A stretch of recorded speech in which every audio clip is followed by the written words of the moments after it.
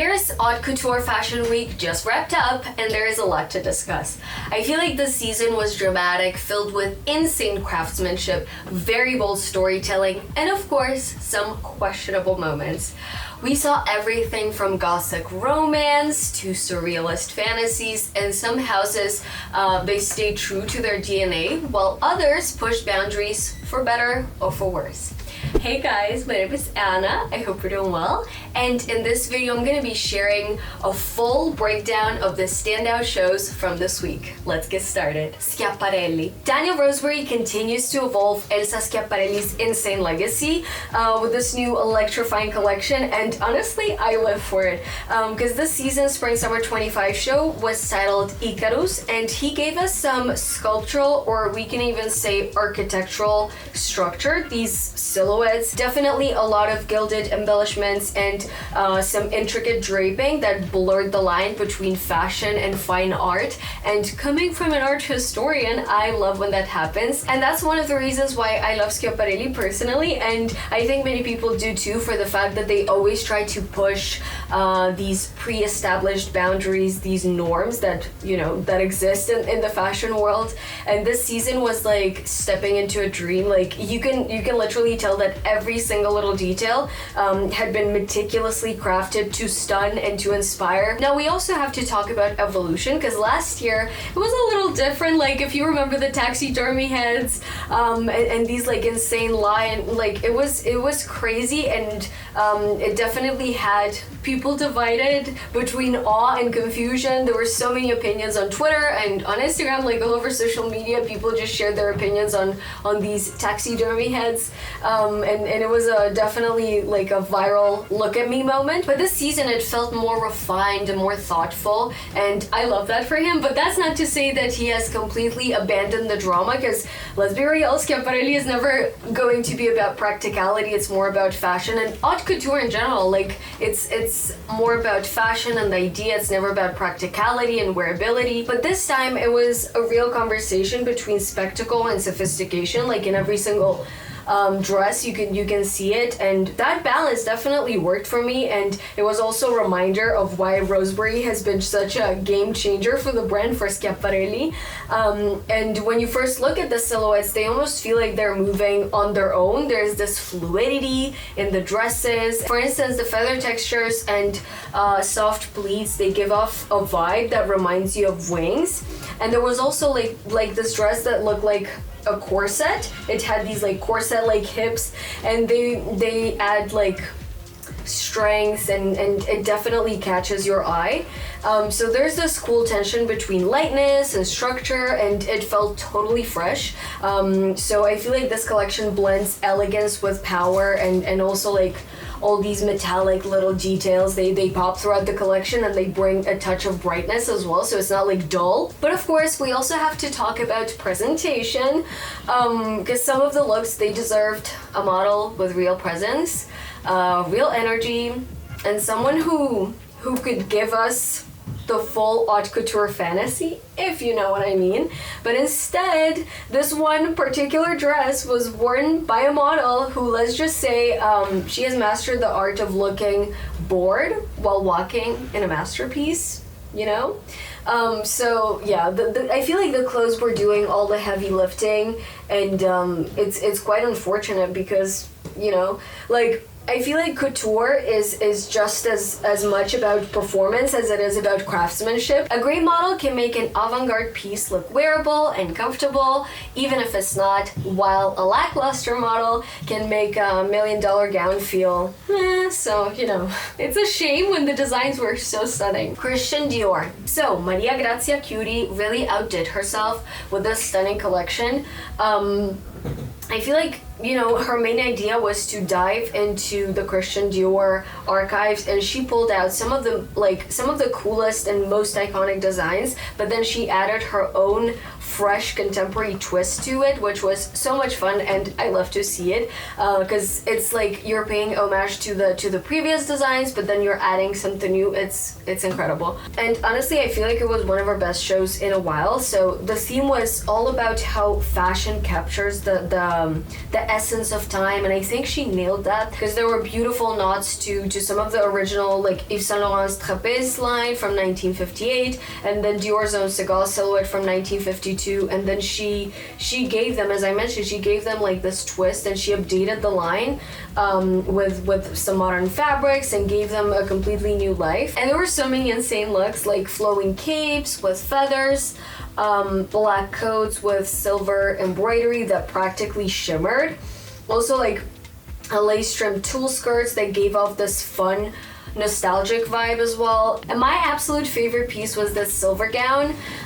It sparkled with embroidery, and it had this magical moving flowy effect. I loved it, and honestly I love how Cutie can still surprise us with something so dreamy while keeping everything so meticulously crafted. Like the craftsmanship was still insane. And also I love the venue decoration because it was like an experience as well. It had this large textile installation by an Indian artist called Risika Merchant. Sorry if I'm mispronouncing the name, but it was basically celebrating womanhood through botanical and symbolic imagery. So it's really cool that Dior continues to support women artists like this, and you know, just showcasing their craft alongside fashion. Next up we have Chanel. So you guys know that Chanel has been in an identity crisis since Karl Lagerfeld's passing, and VR's latest collection didn't do much to push the house forward, but I will die on the hill defending Chanel forever.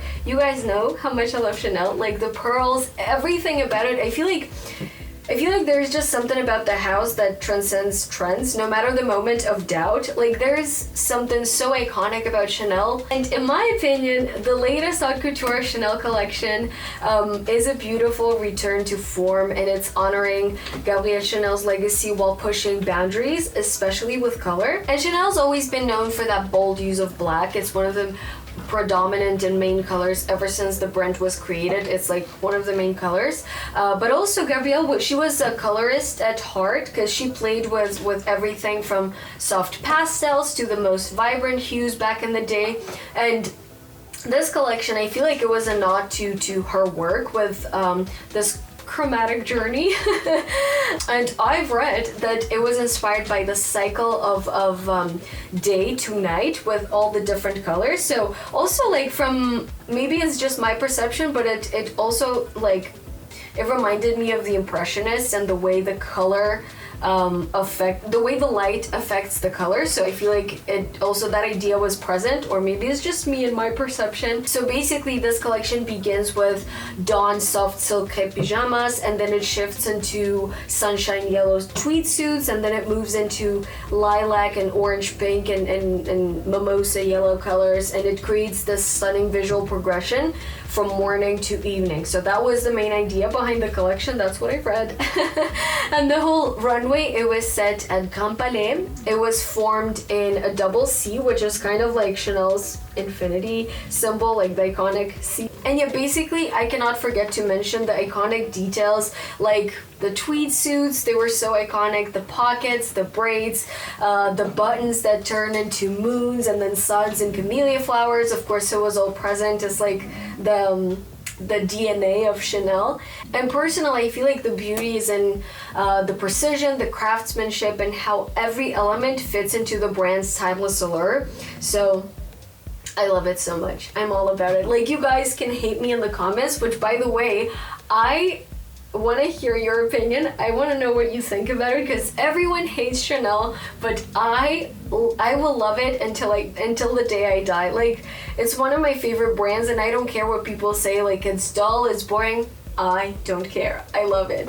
And I feel like, you know, like the dresses were also another highlight, and you know, some of them, they were long, they were short, so it was like this ethereal mix of lightness and sophistication that haute couture is all about. And it felt so dreamy, like you were stepping into a fairy tale. And I know Chanel has had its struggles in recent years, but when you look at the brand as a whole, there's just something so undeniable about its legacy, and no matter what, Chanel will always have a place in my heart, and it represented a unique blend of elegance and innovation and timelessness, and I feel like there are not many other houses that can match. It's just that perfect mix of beauty and strength, and honestly, that's what keeps me loyal to Chanel. Giorgio Armani Privé. So, Giorgio Armani just celebrated 20 years of Armani Privé with a show that was nothing short of magical. I loved it. The venue was the stunning Paris Palazzo that has been renovated by Armani himself, giving it the kind of opulence you would expect from him. The gold moldings and luxurious details, they set the perfect stage for the collection. So the presentation was impeccable in my opinion.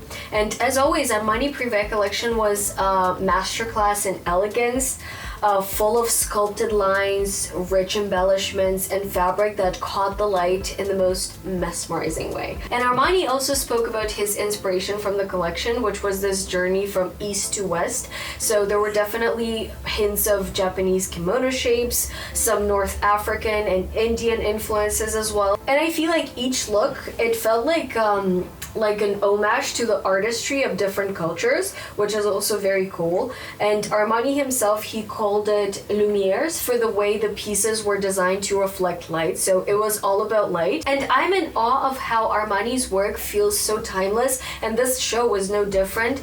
And let's be real, at 90, he's still at the top of his game, and he proves that he's created an empire that's just as relevant as ever and as shining as ever. And for me, it was also a reminder of why I admire Armani so much, because he's always stayed true to that effortlessly elegant vision, and this collection was the epitome of that. Miss Sohee. Now let's talk about the rising star, Miss Sohee, and her collection. And as you can see, I'm very excited to talk about her because I remember the day that I discovered Miss Sohee. I was on Pinterest, I was in Sweden, and I just saw this dress and I was like, oh my god. So it's, you know, it's one of my biggest dreams to see a Miss Sohee Haute Couture gown in person. Just the details and everything, it's so surreal, and I don't know how, but I will find a way to catch a glimpse. And there's just something magical about how her gowns move. They just glide and float, and they almost feel liquid.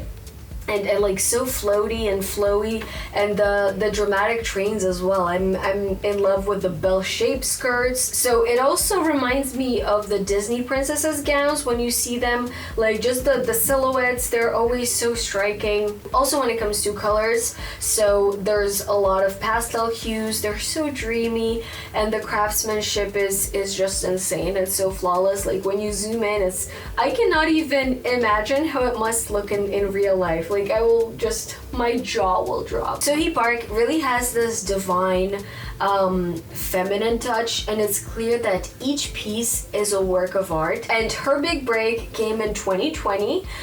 So she went viral with these floral inspired gowns, and it's the one that I saw first. So since then she's been seen on red carpets with stars like Miley, Bella Hadid, Ariana Grande as well. They were all wearing her pieces, and this year, for the first time, she's officially on the Paris Haute Couture Fashion Week schedule, and it's such a well-deserved moment for her. I'm so happy. And she has also shared how couture is like sculpting or painting to her, which is, again, just that topic of like this line between fine art and fashion, and it's like just she's blending this line, and she creates something that's both art and fashion, and it really shines through in her work. And she's also one of the few emerging designers who's fully dedicated to couture, which is very rare these days. For the spring 2025 collection, she mixed in elements from her heritage, so some traditional Korean craftsmanship of mother of pearl inlay, and then she also added some darker, like a darker, edgier twist, and it was a little different. It was like this different vision of Miss Sohee, a little spicier, which I'm always up for. I love it. So don't get me wrong, like there were still those gorgeous girly gowns, but I feel like this time she also played with some materials that were quite unusual. So some black leather, and also petal shaped mini dresses, and She even explored the coquette aesthetic, which is trending on Pinterest. And I think it adds a whole new layer to her designs. And it's always fascinating to see how she balances the softness of lilac and champagne colors with some bold black velvet lace. It's this contrast that's really interesting.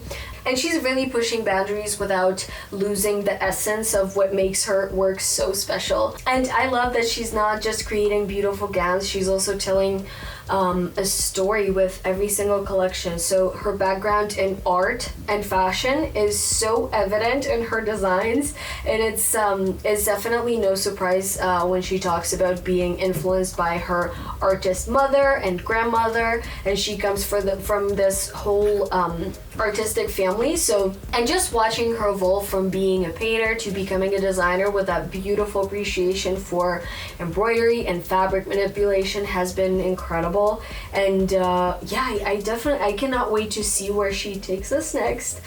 She's definitely one to watch. And also the models did an incredible job. They brought a lot of personality and movement into their walk, so there was definitely this Shalom Harlow vibe on the runway, and honestly it feels like the fashion world is slowly healing. Gaurav Gupta's spring 2025 couture collection was called Across the Flame, and it was beyond mesmerizing. It's much more than just a fashion collection. It was very emotional and very personal because it was inspired by Gupta's near fatal accident and the healing journey as well, and what he went through with his life partner. And it was like seeing this visual representation of transformation, and the words "caught in the fire" and "reborn in the light" really hit home. And it wasn't just about his own experience, but it felt like a message to everyone about the power of healing, of growth, and the beauty that can come from hardship.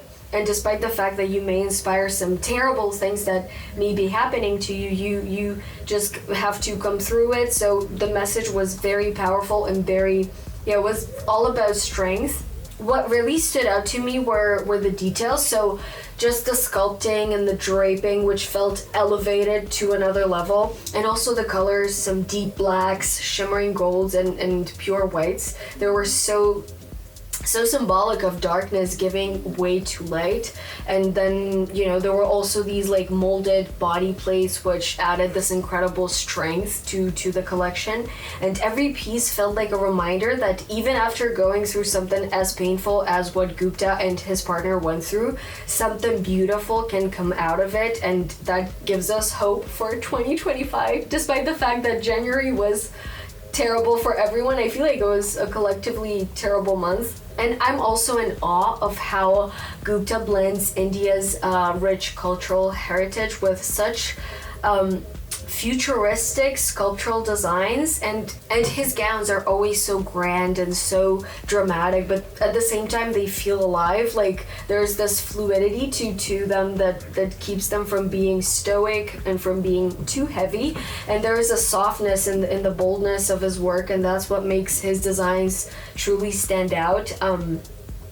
It's just this perfect mix of tradition and modernity, and it feels fresh and timeless at the same time. And this collection was a powerful reminder of why Gupta has such a dedicated following.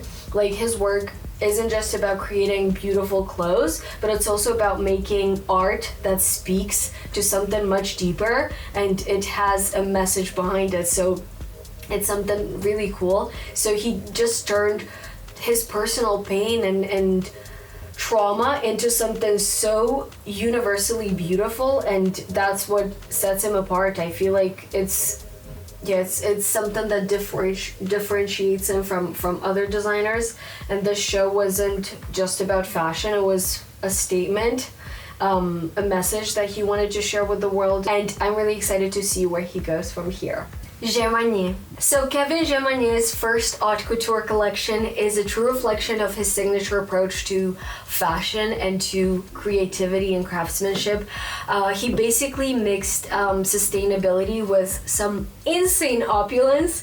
So for this debut, he took upcycling practice to the next level, and he incorporated high-end vintage garments. So some pieces from Dior, Yves Saint Laurent, and Oscar de la Renta.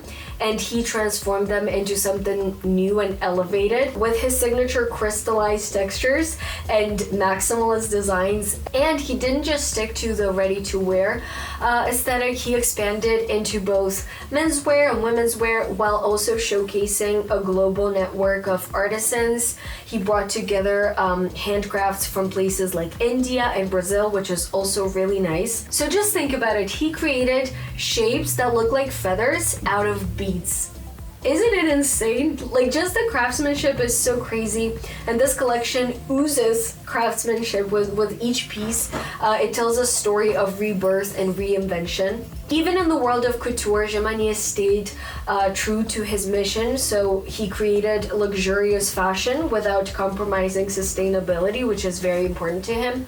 Now about this collection, honestly, I'm so into it. Like, you guys know how much I love Chanel and some classic shapes and some classic things, but I feel like it's one of those collections that just makes you feel something. It makes you feel things. Like, it makes you so happy just looking at these incredible designs and also the inspiration behind it. I read somewhere that it was based on a petri dish growth, so just that vibe, it's so fitting. That aesthetic and that concept, being the inspiration behind it, is just, yeah, it just makes sense, you know.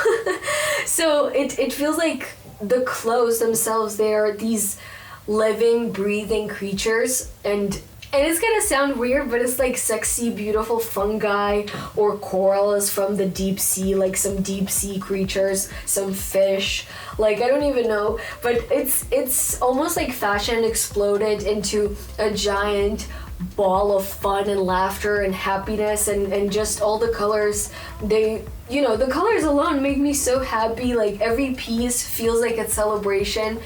And honestly, when I looked at it first, I thought about this emoji that you send to your friends when it's their birthday. You know which one? This one. It's like this emoji, just the explosion. This collection is this emoji to me. And the textures and the details are so wild, but in the best possible way. And I love how these garments are unapologetically bold and unapologetically themselves and so creative.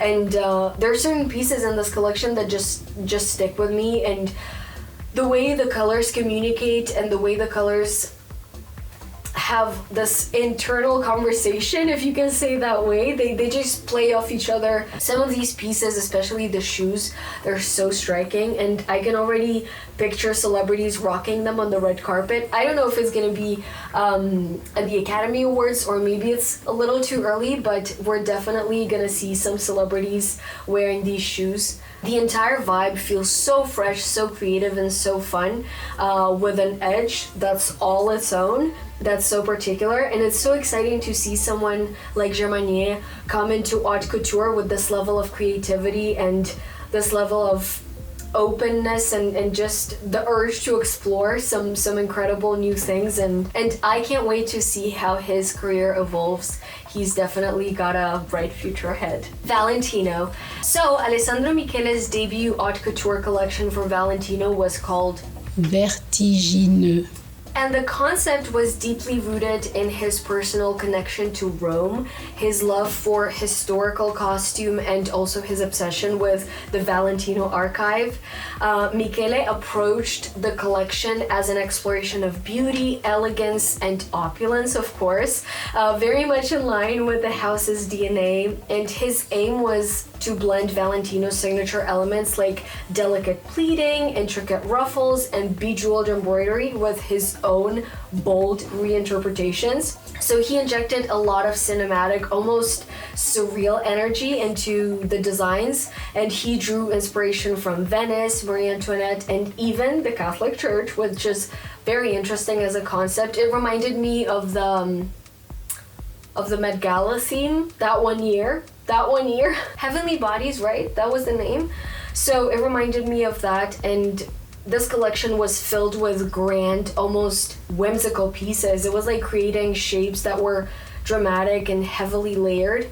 And Michele's background in costume design and his love for film really came through, and it shines through in this collection. And he explored the idea of blending the past, the present, and the future, and also just the symbolism of the color red, the Valentino red, which he used in some dramatic pieces and Pope-inspired robes. Now, as for my take on it, I wasn't really feeling this collection. It's not that I don't recognize the craftsmanship and the immense talent behind it, because Michele definitely knows how to create a visual experience, if you know what I'm talking about.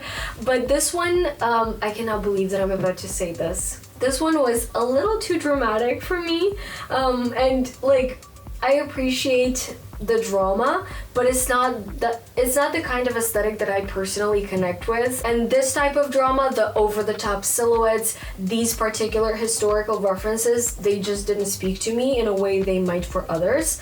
And it's undoubtedly a spectacular display of imagination and technical skill and craftsmanship. But it wasn't the kind of collection that I would be drawn to personally. But that said, I can totally see why so many people are excited about it, and Michele's vision is so unique. He's undeniably talented. It's just not my vibe. Juana Martín. Juana Martín's Identidad collection is all about embracing authenticity and cultural heritage, and it's something that really speaks to me and resonates with me. Just the way she celebrates flamenco and Spanish traditions while weaving in modern elements is pretty incredible, and she's taking inspiration from iconic figures like Lola Flores and Carmen Amaya, and it really shows in the strength and passion that she's embodied into the collection. Just the way she honors these legendary women and their contributions to flamenco makes this collection feel like more than just a fashion show. It's more of a tribute to something deeper, just that message behind it. And for instance, you've got these intricate fringes and some radiant sequins that recall flamenco's rich history, but at the same time the cuts and the designs have this modern, refined twist that brings it into the now, and she manages to keep that soul and the energy of flamenco. She makes it feel so fresh and almost like this timeless reinvention of something old, of these old traditions. And there's also a tribute, like this subtle nod to the 1920s elegance, which makes the collection feel even more elevated and even more sophisticated. And I feel like it's a bold move. It's quite brave, and honestly I didn't expect this to move me in a way that it did. But Juana Martín really brings the past and the future together in a way that makes it feel like fashion is more than just about clothes, but it's about this beautiful celebration of culture and artistry and identity, and she shows that fashion can stay true to its roots while still evolving and adding some new things as well. And I feel like this message is really beautiful, and I appreciate this message in fashion. And identidad, which translated from Spanish, as you guys might have guessed, is identity. Just the name, it says it all. Like, it feels like this powerful statement about not just what we wear, but also who we are and where we come from. Jean-Paul Gaultier. Ludovic de Saint-Saëns Jean-Paul Gaultier's Spring 2025 collection was all about storytelling. So you guys, I was obsessed with it from the moment that I saw it. So basically, the theme was shipwreck or naufrage. I hope I'm pronouncing it right in French, naufragio. And it was inspired by the romance of mermaids, pirates, sailors, and also the idea of like losing control. And when I first saw the collection, it reminded me of the iconic painting by Gergio, so The Raft of the Medusa, La Balsa la Medusa. If you haven't seen it in person, you should take the first flight to Paris and go to the Louvre and just see it. First of all, you guys know how much I love romanticism, and French romanticism in particular. My favorite artist is Delacroix. So just this transformation from neoclassicism to romanticism, I love it. So this collection, it spoke to me because it reminded me of that particular artwork, The Raft of the Medusa. Like all these human bodies losing control and being in this in the situation, which I can talk about this artwork for ages, which is not the aim in this video. So if you guys want to know more about this piece, I invite you to look it up and to look up articles about it. It's so interesting, and just in general, French art is insane. And this is also French art. So basically, you know, this collection, it felt like an adventure unfolding on the runway. Each look had its own narrative, almost like a character from a fantastical world. So there was a ton of reference to Jean-Paul Gaultier's own work, like his iconic boat hat from 1997, which de Saint-Saëns recreated. And he took that whole idea of shipwrecked figures and gave them this edgy, sensual, sexy twist with corsets, body-hugging gowns, some dramatic details like 50,000 brass pearls on a tulle slip dress. Can you imagine seeing that in person?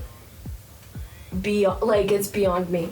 And what got me was how it all came together. Just the idea, and also the craftsmanship was next level. Feathers coated to look wet, pleated chiffon mimicking waves crashing, and even latex printed with crocodile skin for that added tactile experience. And the details were jaw-dropping. You guys, you have to zoom into each look and just explore the little details. It's insane. And just the way each look told a different story, it blew me away. And I'm in love with how de Saint-Saëns brought this sexy goth vibe to this collection, and such an intricate narrative, because it was not gothy, it was not sexy, but he made it that way. And the collection was beautiful, sensual, and totally unexpected in the best way possible. As you can see by my reaction, it was my favorite of the season, and it felt like a complete experience. I was completely in awe and just hooked from start to finish. I was looking forward to seeing the new look, and I was like, oh my god. So every piece, every little detail, it was so cool, so unique, and so original. And I feel like it's giving The Little Mermaid, but make it sensual and make it darker and cooler and add this particular and unique twist to it. It's insane. And it was like fashion history met a totally modern twist, and I couldn't get enough of it. And that's a wrap on all the collections I've been obsessing over this season. Honestly, from Gaurav Gupta's emotional journey to Ludovic de Saint-Saëns' Gaultier debut, there's been so much to talk about and to unpack in general, because every designer brought their own vibe, their own vision, and it's been so fun diving into each and every single one of them. So which one was your favorite collection from this season? Drop a comment and let me know down in the comments. And of course, don't forget to subscribe to my channel, follow me on Instagram and TikTok for more updates, and stay tuned. I hope you enjoyed this video. Thanks a lot for watching, and see you in the next one. Bye-bye!